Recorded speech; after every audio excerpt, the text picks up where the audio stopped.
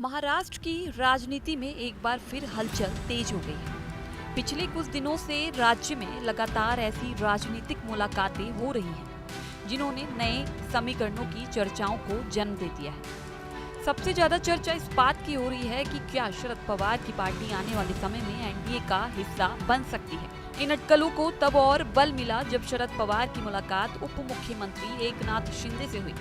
वहीं पार्टी के भीतर भी अलग अलग राय सामने आने की चर्चा है और विधायक रोहित पवार के इस संभावित कदम से सहमत नहीं होने की बात कही जा रही है। आखिर पूरा मामला क्या है, आइए जानते हैं। महाराष्ट्र की राजनीति में इन दिनों ऑपरेशन टाइगर के बाद अब ऑपरेशन तुतारी की चर्चा जोरों पर है। लगातार हो रही राजनीतिक बैठकों ने ये सवाल खड़ा कर दिया है कि क्या राज्य की राजनीति में कोई बड़ा बदलाव होने वाला है। इस पूरे घटनाक्रम की शुरुआत उस मुलाकात से हुई जब बुधवार को राष्ट्रवादी कांग्रेस पार्टी शरद चंद्र पवार के अध्यक्ष शरद पवार ने विधान भवन में महाराष्ट्र के उप मुख्यमंत्री एकनाथ शिंदे से मुलाकात की। जानकारी के मुताबिक शरद पवार के पहुंचने की सूचना मिलते ही एकनाथ शिंदे ने अपनी चल रही बैठक कुछ समय के लिए रोक दी और उनसे मुलाकात की। हालांकि दोनों नेताओं के बीच क्या बातचीत हुई, इसे लेकर अभी तक कोई आधिकारिक जानकारी सामने नहीं आई है। लेकिन इस मुलाकात के बाद राजनीतिक गलियारों में चर्चाओं का दौर तेज हो गया। इससे पहले भी एक और मुलाकात ने सियासी अटकलों को हवा दी थी। भाजपा के राष्ट्रीय महासचिव विनोद तावड़े और राष्ट्रवादी कांग्रेस पार्टी यानी शरद पवार गुट के प्रदेश अध्यक्ष जयंत पाटिल की बैठक भी चर्चा का विषय बनी थी। लगातार हो रही इन बैठकों के बाद ये कयास लगाए जाने लगे कि क्या शरद पवार गुट और सत्तारूढ़ एनडीए के बीच कोई नई राजनीतिक समझ बन रही है। हालांकि अभी तक किसी भी पक्ष की ओर से इस तरह की किसी संभावना की आधिकारिक पुष्टि नहीं की गई है।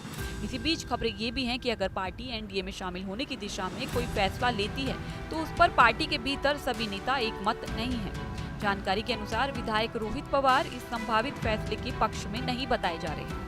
चर्चा है कि महाविकास अघाड़ी के साथ बने रहने के समर्थन में और किसी नए राजनीतिक गठबंधन को लेकर उनकी राय अलग हो सकती है। यही वजह है कि अब इस मुद्दे पर पार्टी के भीतर मतभेद की चर्चाएं भी तेज हो गई हैं। हालांकि पार्टी की ओर से इस बारे में कोई आधिकारिक बयान सामने नहीं आया है। सूत्रों के हवाले से ये भी कहा जा रहा है कि रोहित पवार आने वाले समय में इस पूरे मामले पर अपनी सार्वजनिक राय रख सकते हैं। अगर ऐसा होता है तो उनकी प्रतिक्रिया महाराष्ट्र की राजनीति के लिए अहम मानी जाएगी। फिलहाल पूरे घटनाक्रम में सबसे महत्वपूर्ण बात यह है कि लगातार हो रही राजनीतिक मुलाकातों ने राज्य की राजनीति में नए सवाल खड़े कर दिए हैं। लेकिन इन बैठकों का वास्तविक उद्देश्य क्या था और क्या इससे किसी नए राजनीतिक समीकरण की शुरुआत होगी, इसका जवाब अभी सामने आना बाकी है।